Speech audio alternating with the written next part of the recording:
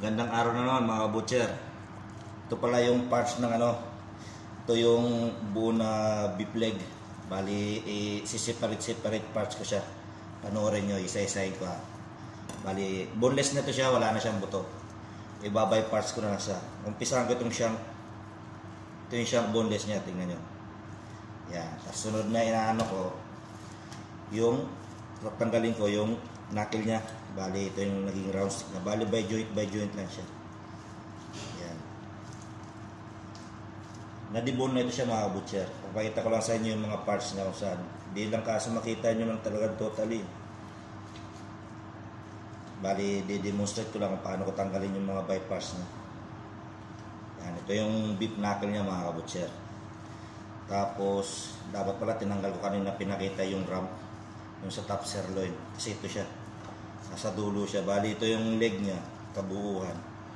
Ito yung beef rump niya. Sunod, tatanggalin ko yung top side niya mga butcher.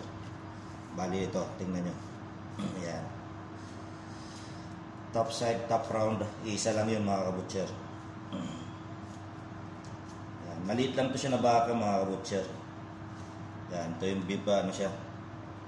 Beef top round, tsaka ano, top side. Bali, isa. Ito naman yung silver side. Tsaka outside naman sa nakasulat dun sa buo ng karton niya. Bali, dalawa ito siyang parts. Nandito rin yung beef iron niya mga butcher. Linisin ko na. Bali, yan ang ano mga kabutcher. Ito yung eye round. Ito yung ano, silver side. Kaya pagdating sa interview ng employer, yan lang masasagot niyo. Ulitin ko ha.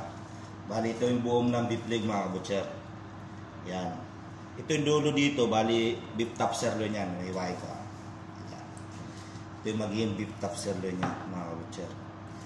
Tapos tatanggalin ko yung beef shank niya. Ayan, hindi lang talaga makita kasi nga nakadibon na sa ito yung beef shank niya. Yung muscle. Tapos susunod ko itong knuckle niya mga butcher. Bali, ganyan ang itsura niya. Tanggalin ko dito, may joint yan dito. Bali, buo pa rin siya yung knuckle niya mga butcher.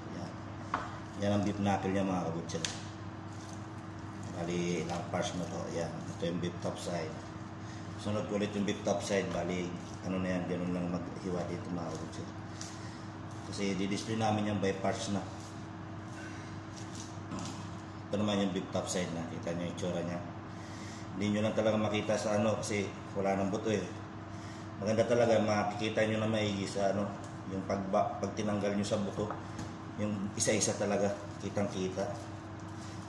Ganito kasi kayo mag-boneless muna mga butcher, tinatanggal yung kabuuan na kita yun sa mga video ko.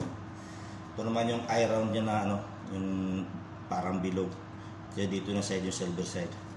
May shank din siya dito na banda itong dulo, shank piece din yan. Hindi ko lang ano kasi, bali magkarugtong sila eh. Parang Australian yung dating pag-dibon niya. Yung pag ano, di-display. Bali magkaisa sila. Kaya hanggang dito na mga butcher. Sana may natutunan kayo. Ulitin ko, ito yung bali maging ano na parts ko. Ito yung beef silver side tsaka ano, eye round. Bali dalawa. Ito naman yung top sirloin. Tsaka tawag dito rump din. Pwede rin ito top sirloin tsaka rump. Isa lang mga butcher. Ito yung knuckle tsaka round stick. Bali isa lang din yan sa pangalan mga butcher. Ito naman top side tsaka top round. Isa lang yan mga butcher. Kaya hanggang dito na lang. Para may matutunan, ito na yung beef shank. Boneless na yung mga butcher. Kasi may beef shank din na may bone in. Yun, ito nakapuro debone siya. Kaya hanggang dito na lang. Sana may matutunan kayo sa video nito. God bless mga butcher.